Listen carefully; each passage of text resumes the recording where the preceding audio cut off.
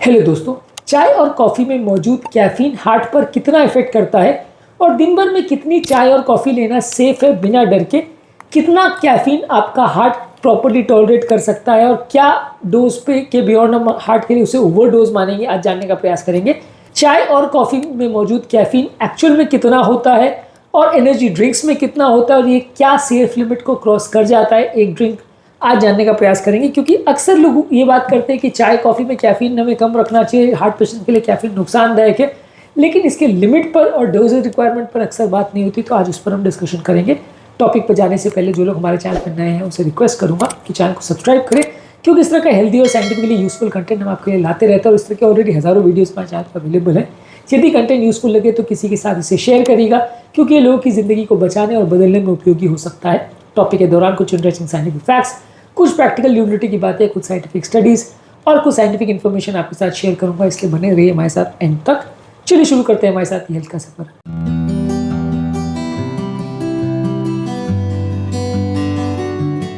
ज़्यादातर लोग और हेल्थ एक्सपर्ट ऐसा मानते हैं कि दिन भर में चाय कॉफ़ी लगभग 400 milligram per day healthy adults के लिए अपर लिमिट माना जाता है, जो कि ब्रूड कॉफ़ी का लगभग 2 से 4 कप के आसपास रहता है। प्रेग्नेंट फीमेल्स के लिए लगभग 200 मिलीग्राम पर डे को अपर लिमिट माना गया है, क्योंकि उस टाइम पे थोड़ी सेंसिटिविटी ज़्यादा रहती है, बच्चों को रिस्क भी ज़्यादा रहता है, तो वहाँ पे 200 मिलीग्राम पर डे को प्रेग्नेंट फीमेल्स के लिए अपर लिमिट माना गया है। ये कैफीन जब बॉडी में जाता है तो हमारे ब्रेन में एड्रेनलिन के सर्ज को रिलीज करता है, जो कि हमारे हार्ट रेट को बढ़ाता है, ब्लड प्रेशर को बढ़ाता है, कार्डियक वर्कआउट इंक्रीज करता है, जिसकी वजह से धड़कन बढ़ती है, इरेगुलर हार्ट बीट होती है, छाती में दर्द होता है, एंग्जाइटी की प्रॉब्लम्स होती है, तो बहुत सारे तरह की प्रॉब्लम्स ही बढ़ाता है। अलग अलग लोगों में अलग अलग जेनेटिक प्रोफाइल की वजह से, बॉडी वेट की वजह से और लिवर के मेटाबॉलिज्म की वजह से कितना बॉडी कैफीन को मेटाबोलाइज कर सकती है वो वेरी कर सकता है। इसलिए हर व्यक्ति में सेम डोज अफेक्ट करेगा ऐसा ज़रूरी नहीं है। अलग अलग व्यक्ति की डोज टॉलरेंस अलग अलग हो सकती है, किसी को 100 मिलीग्राम में साइड इफेक्ट होगा, किसी को 200 में, किसी को 400 में, तो अलग अलग व्यक्ति की सेफ डोज लिमिट अलग अलग हो सकती है।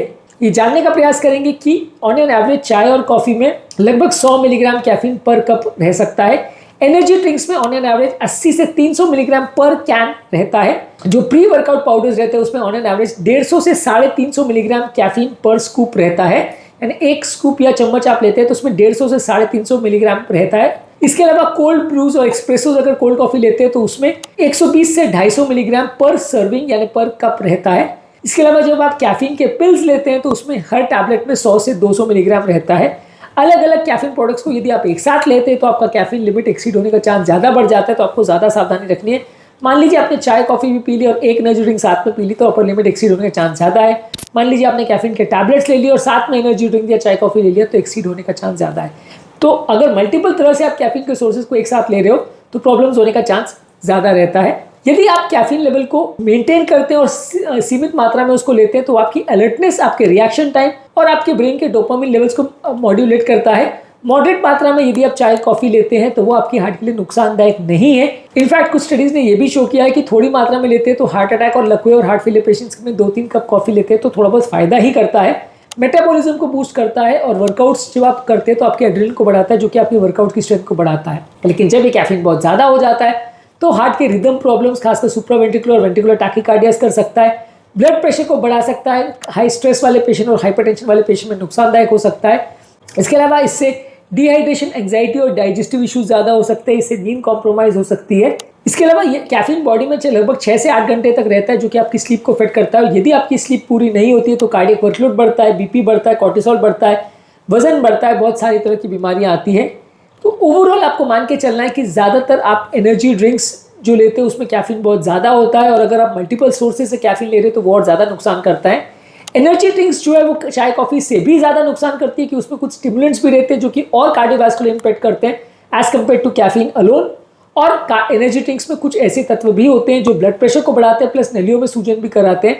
तो अगर आप इस शुगर के साथ अगर एनर्जी ड्रिंक्स को ले रहे हैं या एनर्जी ड्रिंक्स में अपने आप में अगर बहुत ज़्यादा मात्रा में शुगर है तो वो और ज़्यादा नुकसानदायक होता है, क्योंकि बॉडी में और तरह से भी वो नुकसान करता है। यदि आप यंग एडल्ट्स की या टीनेजर्स की बात करें तो उनमें लिमिट जो है वो 12 से 18 साल के व्यक्ति में सिर्फ 100 मिलीग्राम पर डे की होती है, क्योंकि ऐसे लोगों में जो हार्ट है और वो ब्रेन है वो और ज़्यादा सेंसिटिव होता है।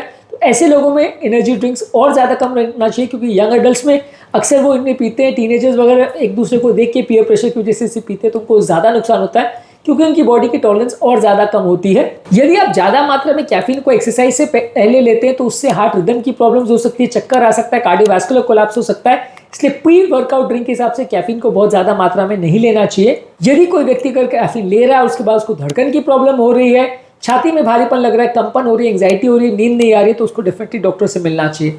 इस मामले में हमारा फाइनल वर्डिक्ट ये है कि कितनी चाय कॉफ़ी या कैफीन आप ले रहे हो उसको ट्रैक करिए, अलग अलग सोर्सेज से आने वाले कैफीन को ट्रैक करिए। On an average 400 milligram per day adult लोग ले सकते हैं और टीनेजर्स या यंग लोग को 100 मिलीग्राम से ज़्यादा नहीं लेना चाहिए। कैफीन यदि आप ले रहे हो तो पानी ज़्यादा मात्रा में पीजिए, जहाँ तक पॉसिबल हो डीकैफिनेटेड चाय कॉफ़ी या फिल्टर्ड कॉफ़ी या चाय को आप प्रेफर करिए। एनर्जी ड्रिंक्स को अवॉइड करिए क्योंकि उसमें शुगर भी ज़्यादा होता है तो वो और ज़्यादा नुकसान करता है। और यदि किसी व्यक्ति को हाइपरटेंशन, अरिथमिया और एंग्जाइटी डिसऑर्डर की प्रॉब्लम है तो उसको कैफीन बिल्कुल कम रखना चाहिए या पूरी तरह से बंद रखना चाहिए, क्योंकि वैसे लोगों में और ज़्यादा ये नुकसानदायक होता है। आज के टॉपिक में हमने बात करी कि कितनी मात्रा में कैफीन जो है ज़्यादातर लोग के लिए नुकसानदायक होता है और अलग अलग ड्रिंक्स में कितना चाय कॉफ़ी में कैफीन होता है, कौन कौन से इंपॉर्टेंट चीज़ों पर हमें ध्यान रखने की ज़रूरत है यदि हम कैफीन ले रहे हैं। इस सारी चीज़ों पर हमने बात करी। उम्मीद करूँगा कि आज के टॉपिक में कुछ नया जानने को मिला होगा। यदि कंटेंट यूजफुल लगता है तो फ्रेंड्स फैमिली के साथ इसे शेयर करें, क्योंकि किसी की ज़िंदगी बचाने और बदलने में उपयोगी हो सकता है। और इस तरह के कंटेंट के लिए हमारे चैनल को सब्सक्राइब करिए, क्योंकि इस तरह का कंटेंट हम आपके रेगुलरली लाते रहते हैं।